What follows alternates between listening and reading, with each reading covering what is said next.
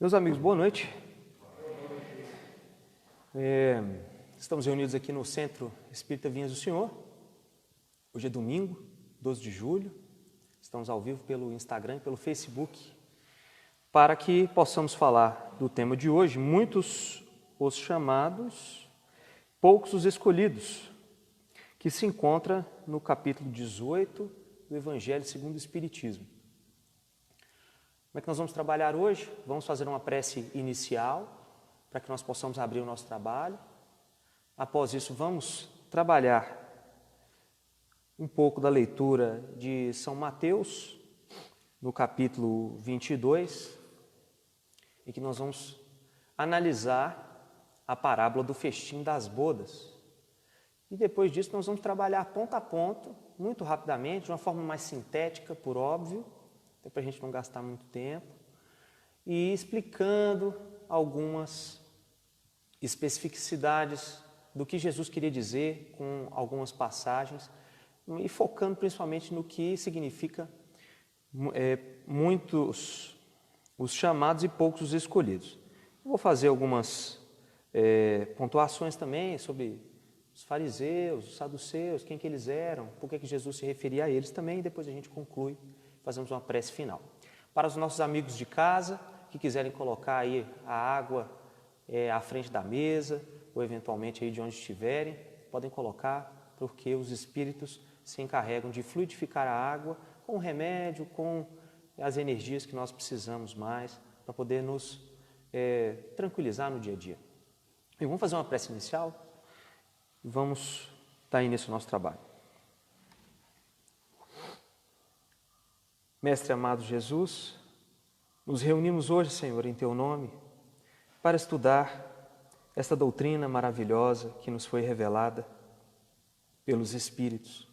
Na data de hoje, vamos estudar muitos os chamados e poucos os escolhidos, e para tanto, pedimos o Teu auxílio, o Teu concurso amigo, especificamente dos nossos orientadores espirituais que aqui se encontram entre nós, para que possamos compreender com maior profundidade o assunto.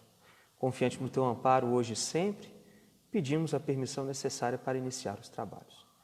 Assim seja. Bem, então, o que a gente quer aqui hoje, o objetivo nosso, é explicar o sentido da parábola do festim das bodas. Assim, qual que é o significado, então, da expressão muitos os chamados e poucos escolhidos? O que Jesus queria dizer com isso? O que é a veste nupcial da qual ele se referia? Certo?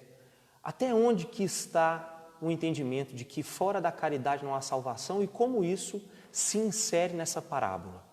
Nós vamos fazer a leitura agora, leitura de São Mateus. Quem quiser acompanhar, capítulo 22, versículo 1 a 14. Ele aparece também em Mateus e em Lucas. Depois eu falo a referência. E diz assim: falando ainda por parábolas, disse-lhe Jesus: o reino dos céus se assemelha a um rei que, querendo festejar as bodas de seu filho, despachou os seus servos a chamar para as bodas os que tinham sido convidados. Estes, porém, recusaram ir. O rei despachou outros servos, com ordem de dizer, da sua parte, aos convidados: preparei o meu jantar, mandei matar os meus bois e todos os meus cevados. Tudo está pronto, vinde às bodas. Eles, porém, sem se incomodarem com isso, lá se foram, um para a sua casa de campo e o outro para o seu negócio. Os outros pegaram dos servos e os mataram, depois de lhes haverem feito muitos ultrajes. Sabendo disso, o rei se tomou de cólera e, mandando contra eles seus exércitos, exterminou os assassinos e lhes queimou a cidade. Então disse a seus servos: o festim das bodas está inteiramente preparado, mas os que para ele foram chamados não eram dignos dele. Ide, pois, às encruzilhadas e chamai para as bodas todos quantos encontrardes. Os servos, então, saíram pelas ruas e trouxeram todos os que iam encontrando, bons e maus. A sala das bodas ficou cheia e todas as pessoas se puseram à mesa. Entrou em seguida o rei para ver quem estava à mesa e, dando com um homem que não vestia túnica nupcial, disse-lhes: meu amigo, como entraste aqui sem a túnica nupcial? O homem ficou em silêncio. Então disse o rei à sua gente: atai-lhe as mãos e os pés e lançai-o nas trevas exteriores. E é aí que haverá prantos e ranger de dentes, porquanto muitos há chamados, mas poucos os escolhidos.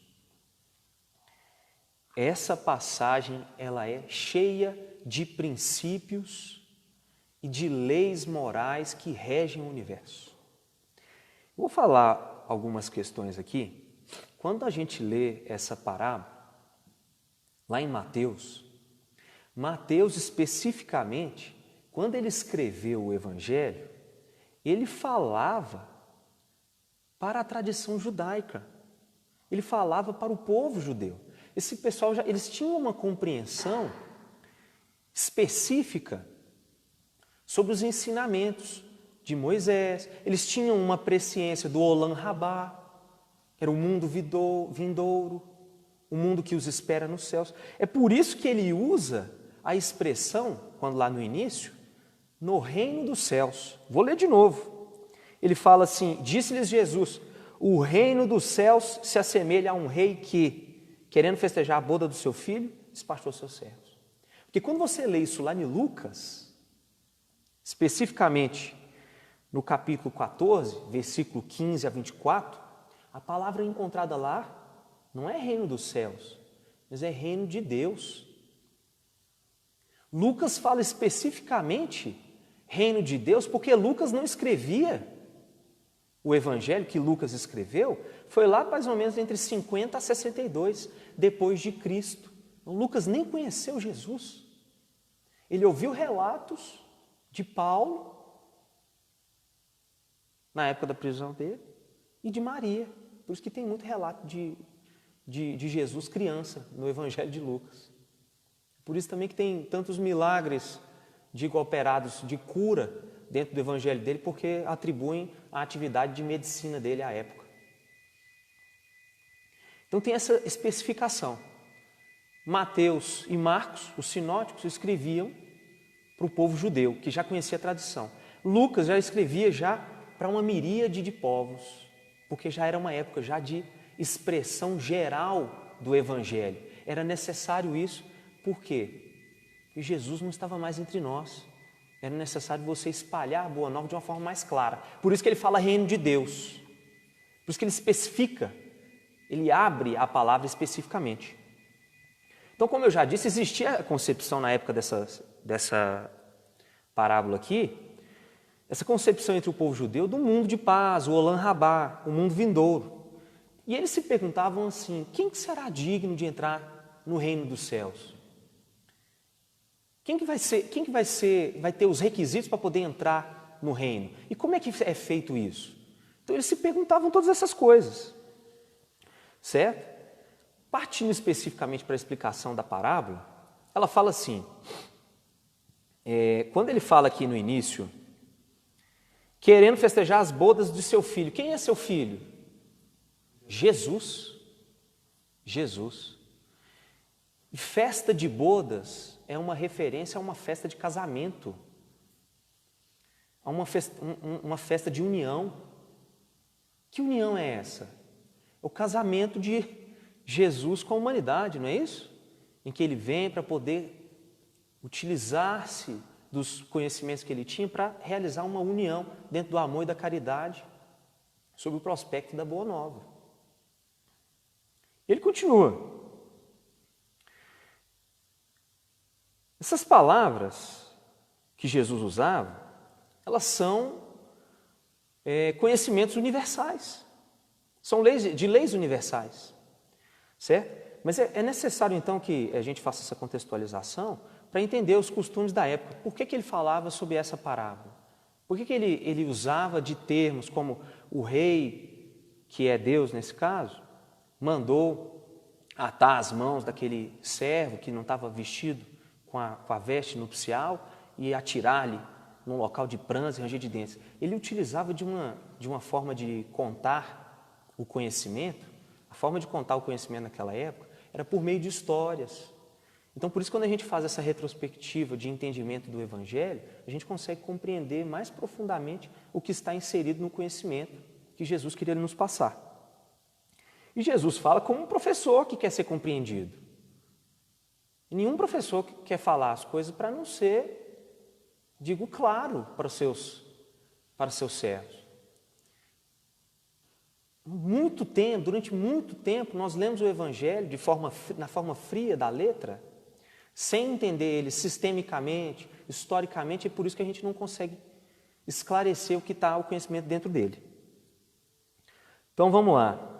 A grande pergunta que a gente faz aqui é: quem são esses primeiros convidados? Não é isso? Porque o rei ele fala o seguinte, ele fala, despachou seus servos para chamar às bodas os que tinham sido convidados, porém esses recusaram ir. Quem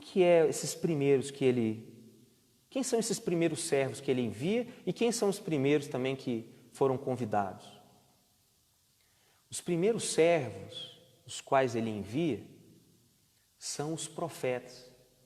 Isaías, Oséias, próprio Moisés, dentre tantos outros mais, que vieram esclarecer as leis universais, estabelecendo um esclarecimento, inclusive a profetização, muitas encontradas no profeta Isaías, sobre a vinda do Messias, que iria fazer essa ponte de ligação do amor entre a humanidade e Deus. Certo? Ele esclarece essa atividade, então. Quem são esses primeiros servos? São os profetas. Enviei os primeiros servos para poder chamar o pessoal para poder vir para a minha casa. São os profetas. Quem são esses primeiros aí que recusaram o convite? O povo hebreu, porque o povo hebreu, naquela época, como é que estava acontecendo há mais ou menos 3.600 anos atrás? A maior parte dos povos daquela época, exceto os judeus, eram politeístas. Tinham uma miríade de deuses, atribuíam os acontecimentos da vida, inclusive da material, à lua, ao sol, aos ventos, à terra. Era assim. Então esses primeiros servos esses primeiros convidados é o povo judeu. A gente fica se perguntando assim, que convite é esse que ele está falando nessa parábola? Que convite é esse que Jesus está fazendo? Onde é que está esse convite?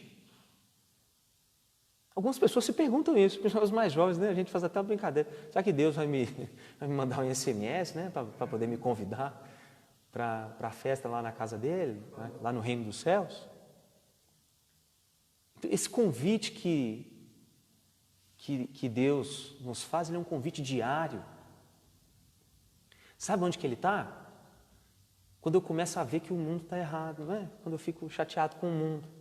Assim, nossa, mas o mundo está precisando de modificação. Nossa, mas as coisas podiam ser melhores. Mas o exercício do meu trabalho podia ser um pouco mais agradável. As pessoas com as quais eu me relaciono poderiam ser mais afáveis comigo. Esse convite ele é feito diariamente para nós. E quando nós vemos que as coisas estão de uma forma não muito agradável a nós, é que nós nos atentamos de nós mesmos e falamos assim, eu estou precisando de mudar, eu preciso de me modificar, preciso de me adequar, de adequar os meus instintos, transformar as minhas más inclinações em virtudes cristãs, saindo da raiva para o amor, saindo da resposta e da justificação para uma postura madura de resposta às coisas. Então esse é o convite. Que convite é esse então que Jesus está se referindo aqui, que o rei fez, mandou convidar? Ele está aí no dia a dia nosso, está no seu trabalho, está na academia, está na escola, em todos os locais, está na rua. Quando alguém te aborda no carro e fala assim, você pode me ajudar? Será que você pode me dar uma esmola? Será que você pode me dar uma comida? Estou precisando.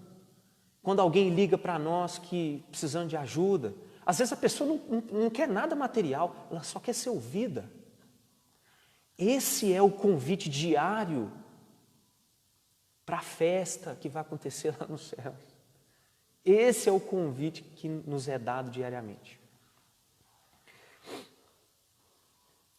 Como eu estava dizendo, então vamos continuar. Os enviados do rei são os profetas, certo? Recapitulando. Que vinham exortar a felicidade dos céus, prever a chegada do Messias, aí nisso já falei do Isaías. Inclusive alguns foram massacrados. Ele não fala que alguns servos foram aprisionados lá na boda? Ele fala assim, mandei eles para poder fazer o convite, e alguns deles foram aprisionados, foram imolados, foram mortos. Quantos profetas não aconteceu isso? João Batista, se não me engano, decapitado. Depois lá na frente, o apóstolo dos gentios, Paulo de Tarso, e por aí vai. E tem milhares de exemplos disso aí.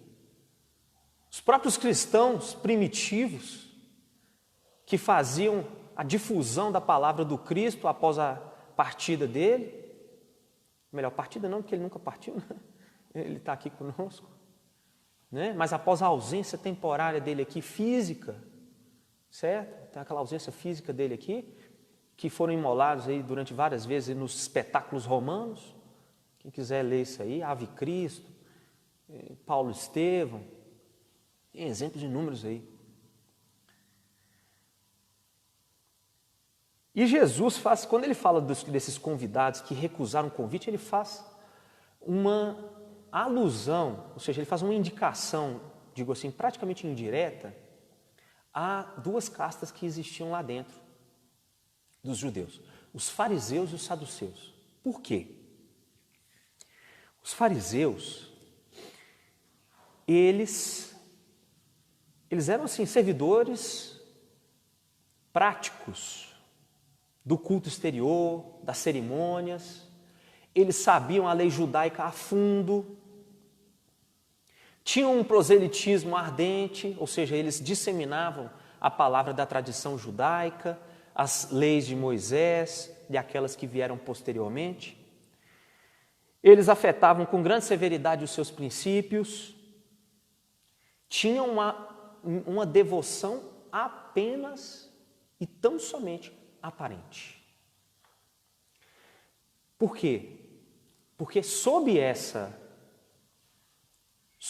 capa, sob esse exterior que eles tinham de proselitismo, de cumprimento da palavra, residia o quê? Orgulho, vaidade, interesses pessoais. Era tudo isso.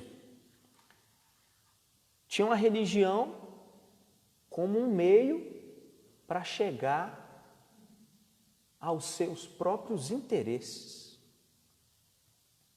Esses eram os fariseus. Então Jesus está falando especificamente, esses convidados que recusaram o convite para a festa dos céus, estão especificamente, digo, representados nos fariseus. E nos saduceus, quem eram eles? Os saduceus, assim, eles eram ainda um pouco piores do que os fariseus, eu diria até. Porque eles tinham a divindade, o saduceu, ele não acreditava na imortalidade da alma.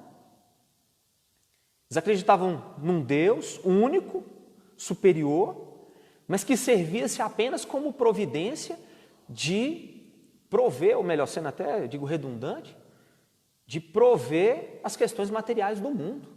Os saduceus, eles eram assim.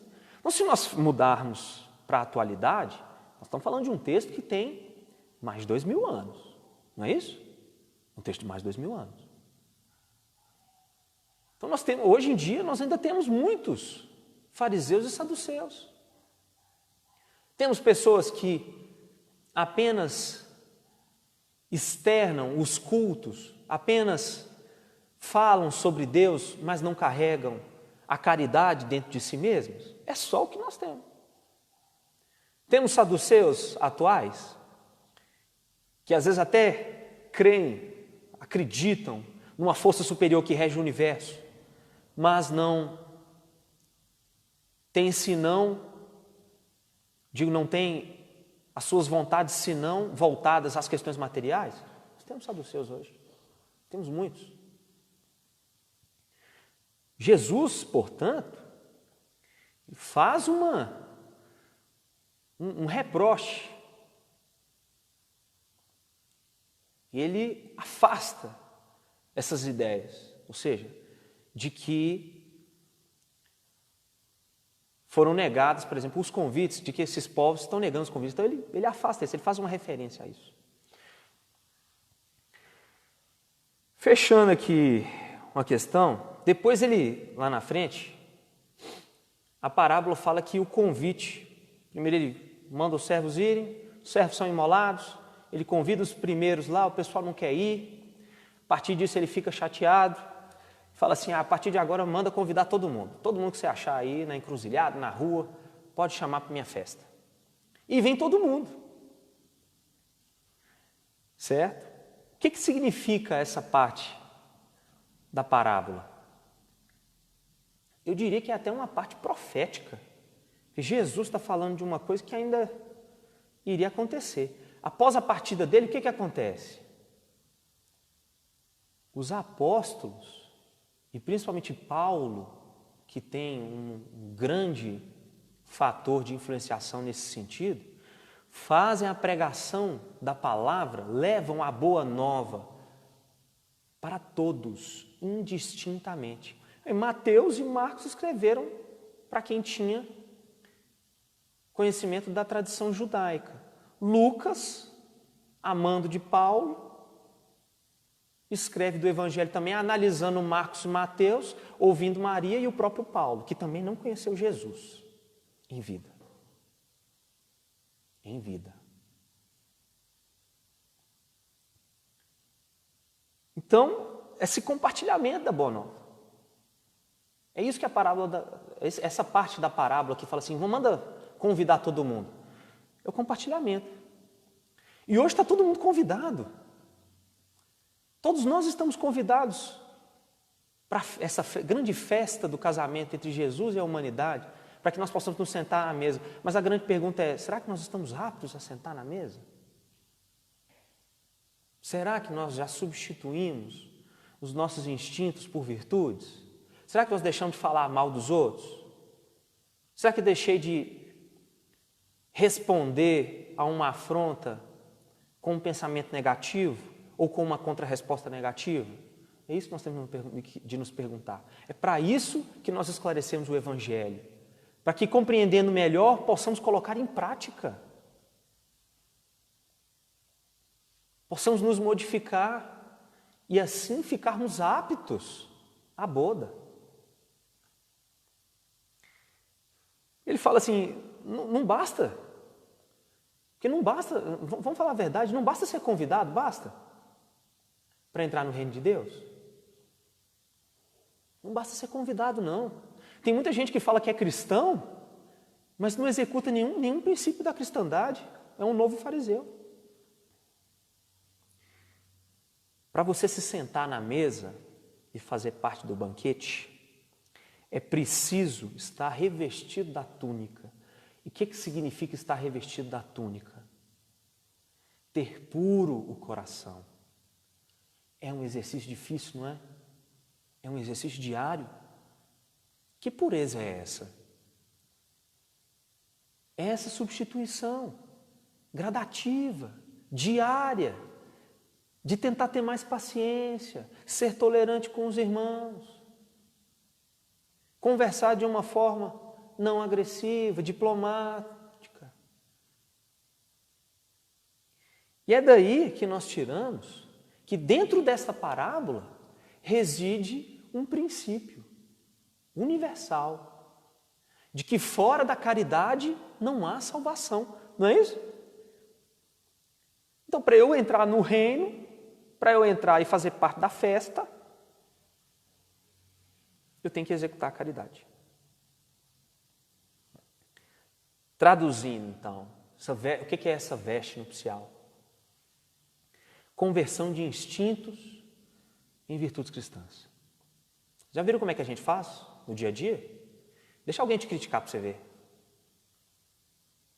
Alguém te critica e fala assim, poxa vida, meu amigo, mas você chegou atrasado hoje. A primeira coisa que você faz é o quê? Não, é porque eu tive um problema, porque meu relógio, é porque o trânsito... Nós não somos assim? Somos assim ou não somos? Vamos nos perguntar. Não é? Estou dizendo assim porque eu sou assim também. Mas eu tento me modificar diariamente. Tá? Então, às vezes, alguém fala alguma coisa comigo, o que eu faço? Eu fujo. Isso é fuga. Não é fuga? Meu amigo, por que você chegou atrasado? Não, porque não sei o quê, não sei o quê. Você fugiu. Ou então, pior, a gente faz o contrário. Quando alguém fala assim, rapaz, por que você chegou atrasado? Aí você vai e responde para o cara na hora, né? Fala assim, não, mas você também chegou atrasado esses dias, você não pode me cobrar nada. Agressão. Você sabe quem que é que faz isso? Sabe? Animal. Você já experimentou acuar um cachorro para você ver como é que é? Acua um cachorro no canto ali para você ver. De duas uma, ou ele vai correr, tadinho. Fugiu. Então, ele vai se defender. Quem trabalha em faixa instintiva são os animais, não são os seres humanos. Então, é isso que nós temos que nos perguntar. Pessoal, nós fazemos isso diariamente em conversações. Eu estou usando figuras de linguagem que exacerbam o exemplo para poder nos chocar um pouco e trazer o pensamento nosso para uma forma prática. Mas paremos para pensar nós mesmos. Será que nós já vestimos a túnica nupcial para participar da festa? Será? Allan Kardec, para a gente concluir nosso encontro de hoje, foi um encontro curto. Quão poucos, diz ele assim, lá no Evangelho segundo o Espiritismo, são os que aguardam e aplicam proveitosamente esses conhecimentos. Quão poucos tornam-se dignos de entrar no reino dos céus. Eis aí porque Jesus disse, chamados haverá muitos. Poucos, no entanto, serão escolhidos. Eu vou traduzir o que Allan Kardec já deixou muito claro. Chamados todos nós fomos. O conhecimento está aí, na nossa mão, no Livro dos Espíritos, no Evangelho segundo o Espiritismo, nas inúmeras obras, mais de 400 obras de Francisco Cândido Xavier, de Valdo Franco, com diversas outras obras com a Joana de Ângeles. O chamado está aí. O conhecimento está aí na nossa mão.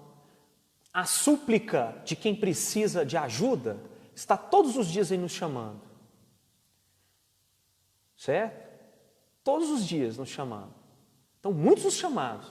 Por que são poucos os escolhidos? Porque são poucos que querem se revestir do autoconhecimento para fazer a sua autoiluminação. É isso que nós temos que fazer. Que autoiluminação é essa, Hugo? A modificação de si mesmo, se colocando diante de Deus, com a túnica nupcial, com um coração puro. É nesse sentido que a parábola das bodas, do grande casamento de Jesus com a humanidade, nos convida à modificação interna, a uma modificação moral.